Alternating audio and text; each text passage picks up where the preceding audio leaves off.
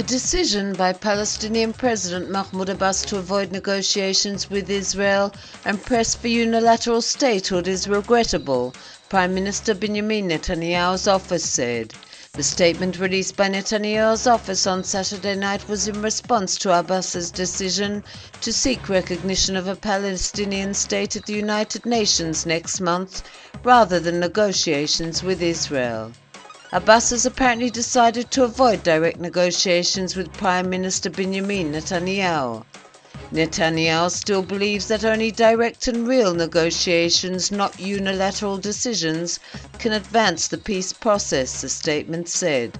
On Saturday, Palestinian Foreign Minister Riyad al-Maliki said Abbas plans to present his request for statehood recognition personally to UN Secretary-General Ban Ki-moon at the start of the UN General Assembly on September the 20th.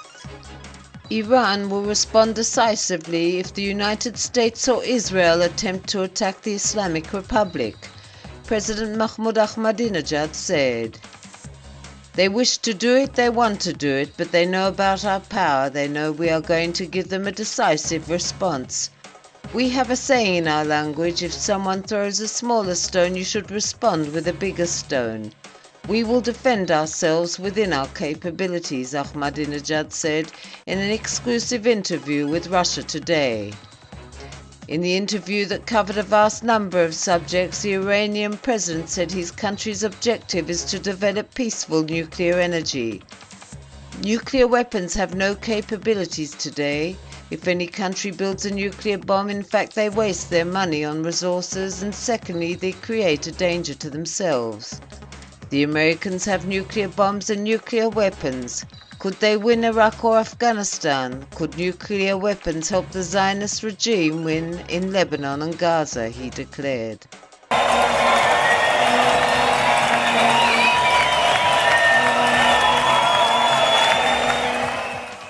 For the fourth week in a row, tens of thousands of Israelis demanding social justice protested in cities and towns in the periphery. An estimated 70,000 people attended demonstrations across the country Saturday night after a decision was made to hold protests outside of Jerusalem and Tel Aviv. The protests are part of the social justice movement that has erected tent cities in towns and cities, demanding an end to rising costs and equality.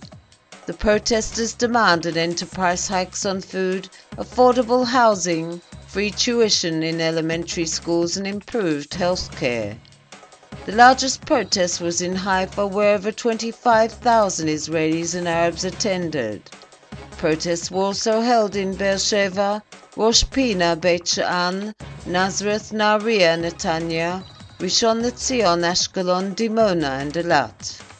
Israel will deploy 6 unmanned aerial vehicles and send intelligence officials to northern Iraq's autonomous Kurdistan region, unnamed officials said. Iran's Press TV reported that Kurdish President Masoud Barzani gave Israel a green light to deploy drones in northern Iraq in return for permitting the entry of Iraqi Kurdish students to universities in Israel.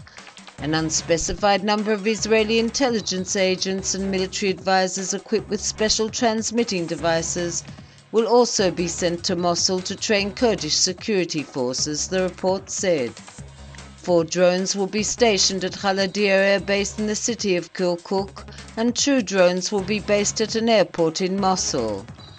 There has been no Israeli response to the report. Egyptian security forces are deploying in the Sinai Peninsula to rout out al-Qaeda cells and end attacks and the sabotaging of the gas pipeline to Israel and Jordan. Al-Qaeda is present in Sinai, mainly in the area of Sakaska close to Rafah, an unnamed general from Egypt's military intelligence said. The general said al-Qaeda cells have been training in the region for months, and the aim of the military operation is to clean out those criminal pockets around the area of Rafah and Sheikh Zayed.